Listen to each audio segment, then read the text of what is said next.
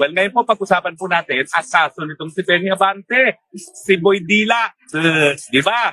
Well, Delat, hindi ka pa rin makakaupo.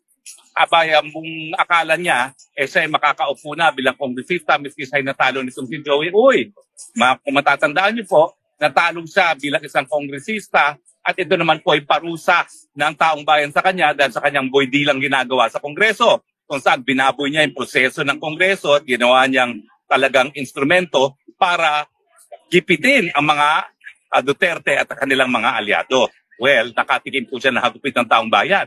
Pero si Boy Abante, si Boy Dila, abay umasa na siya'y makakaupo. Bakit? Kinuntsaba ata ang COMELEC. Kinuntsaba ang COMELEC at sinabi na hindi raw natural born Filipino itong kalaban na si Joey Uy. Well, alam niyo po, sa ating saligang batas, dati-rati po, under the 1935 Constitution, dapat para ikaw ay maging natural born Filipino, ang tatay mo ang dapat maging Filipino. Pero binago na po yan. Mula po, kung hindi po nagkakamera, 1973 Constitution, no?